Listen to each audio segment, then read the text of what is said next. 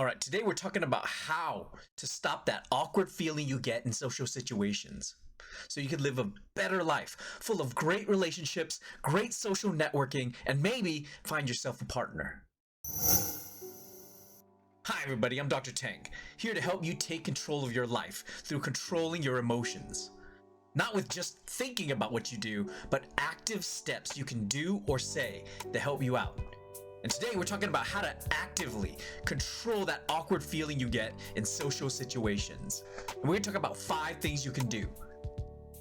Now, whether you're networking or socializing with friends, or maybe even just looking for someone to share your life with, we all have that awkward feeling we get. Please don't leave me. Whether you're interacting for networking or socializing with friends, that social anxiety that we get can be detrimental. It can affect our livelihood and our emotional well-being. As a result, we can end up feeling very lonely and self-destructive. So it's important to take control of our emotional well-being and be social with other people because it's so inbred into our psychology and our evolution.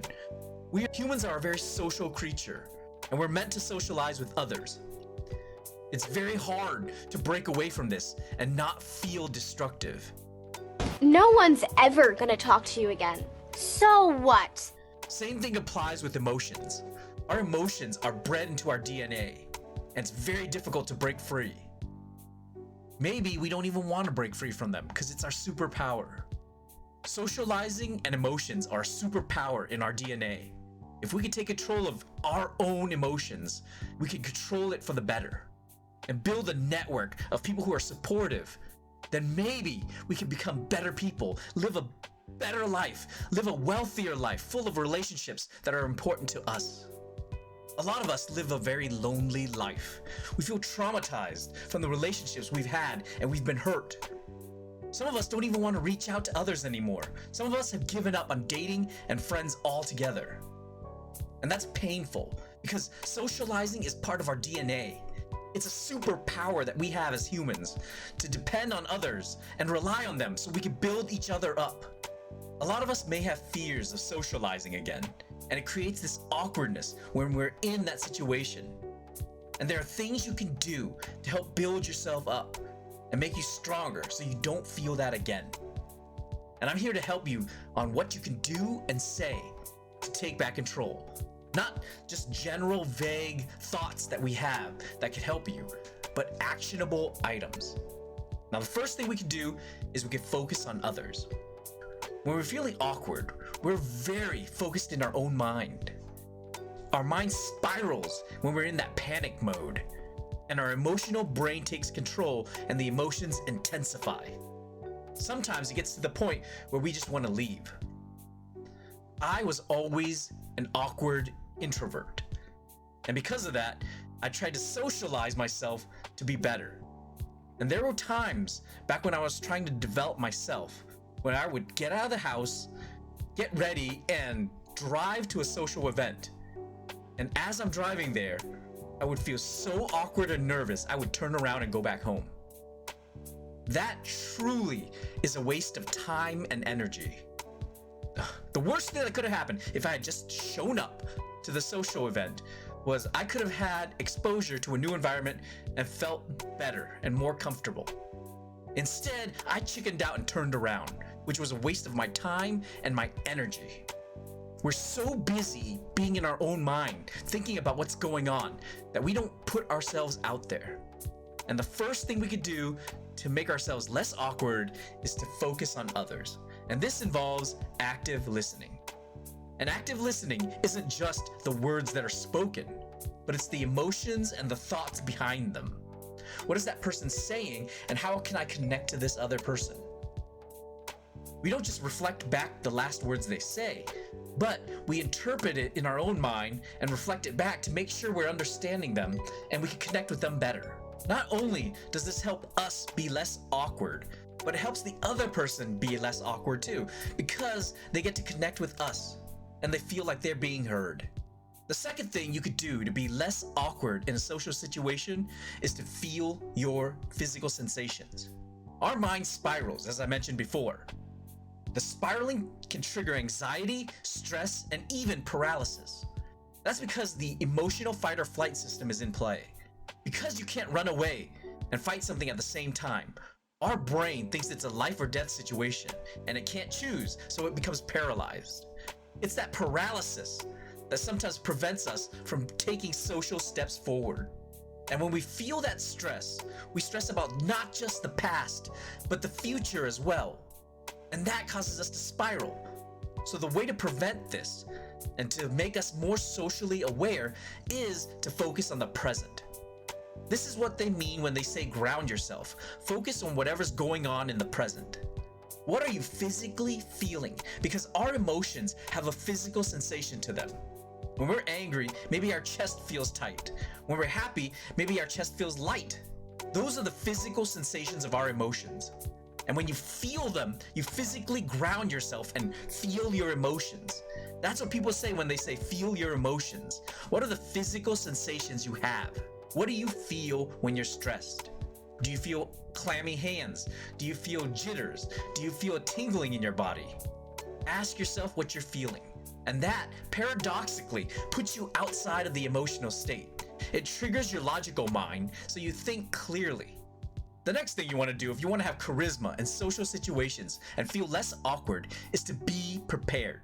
When we're awkward in social situations, our emotional brain is in control. Because of that, it hijacks our brain and our logical mind can't think clearly. So it's very important to have things prepared so we don't have to even think about them. Now you could hope that when you're in that social environment, you know what to say, how to say it, and who to talk to. Unfortunately, we're not that logically inclined when we're emotionally stressed. So it's good to have some icebreakers in your back pocket. You want to first have a greeting that you always say to new people. Keep it simple. You don't have to complicate things. If you never met the person, greet them. Say hi, your name, what's your name? Hi, Alan. The next thing you want to do is you want to have 3 icebreakers available. Here are some that can help you. What song makes you want to dance? What do you geek out on? What's something you could talk about for hours on end? What food did you hate as a kid, but now love as an adult? What's your favorite t-shirt and what does it have on it?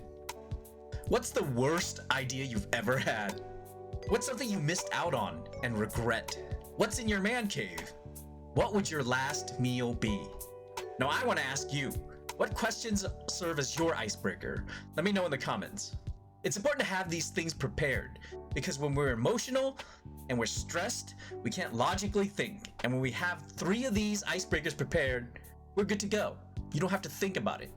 The next thing you want to do if you want to be less socially awkward is to circle the perimeter. Very few people dive into their fears directly. It's difficult to dive in because we don't know how people will socially respond, and it makes us very scared. As a result, people just become wallflowers. They just stand around the perimeter and observe. But you could kind of use this to your advantage if you're very introverted. You could slowly make your way in at your own pace. This is something from Vanessa Van Edwards she calls circling the perimeter. You start with the perimeter and move in slowly as you become more acclimated and more social. You could talk to people where they're serving refreshments. You could talk to them about the venue. You could be at the registration area and talk to others. You could talk about the refreshments, the presentation, or the venue. You could use the icebreakers that hopefully you have prepared. And then, when you feel more comfortable, you acclimate yourself in and move towards the more social areas. This slow progression helps eases you in and makes you feel less awkward. And the last thing you could do to be less socially awkward is to provide positive self-encouragement. It feels like the world hates you when you get rejected or ignored. And that's a social survival mechanism. If you want to be socially charismatic, you have to work through the rejections. There's no way around it. It's out of your control how people react to you. But what's in your control is how you react yourself. How do you provide positive self-encouragement? A lot of people will react in anger. They'll take these rejections personally, and they'll hate everybody and react. They'll lash out or they'll shut themselves out. If you want to take control of your anger so that you don't lash out at the people you care about, book an appointment in the Emotional RX program with me with the link down below, where I take you by the hand, provide you steps and tools to control your anger quickly. You're watching this video, which means you want to take control of your life, specifically your emotional well-being. If you want somebody to provide you accountability and to join a group with other people who also want to take accountability for their anger instead of just venting, click an appointment down below with the Emotional RX program. Now, some people will feel anger when they feel rejected and lash out at people or shut themselves out. But what benefit does this provide?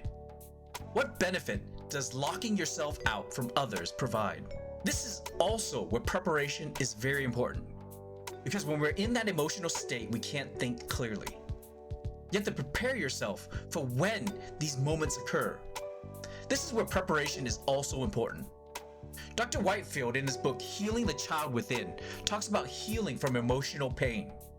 He says, imagine a child that's been experiencing everything you have with your memories, and they're in pain, the same pain you have right now. What would you say and do for that child? This is important because it helps you logically think what to do in order to help someone like yourself. You know the words and the actions that you need to take to feel better. This is how you start healing from emotional pain. And when you know the things you need to say and do to make yourself feel better, you start improving. And that's why the preparation is so important, is because whenever you're in that emotional pain, your logical mind isn't thinking clearly. But if you already have it prepared, you'll know the things you have to do and say. And you can provide it to yourself so you can feel better and less socially awkward when you need to interact with others. So what can you say to help yourself feel better? Here are some things that can help you get started. You can tell yourself the fact that you're not at home, the fact that you're not hiding from the world, and the fact that you're still afraid but you do it anyways is a massive step. And it's very courageous. Another thing to tell yourself is that you're actually taking action. Most people shut themselves out, go back to bed and hide from the world, but not you. You're taking a step even here watching this video by taking action. And that is a huge progressive step. You're taking responsibility, and that is worth the applause. Another thing you can tell yourself when you get rejected or ignored is to ask yourself, do they know you or do you know them? If not, they're rejecting not you, but the concept that they have in their mind of what you are. They have no clue who you are as a person. So them rejecting you is just them rejecting ideas in their head. It's not worth it to pursue people who don't care about what they think you are. Instead, find the people who really mean something to you or who you really want to connect with and connect with you. These are the important people.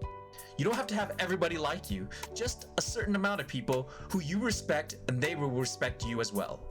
Now, like I said, you're watching this video, which means you want to take control and you want control of your life. You're tired of living a lonely life without social contact.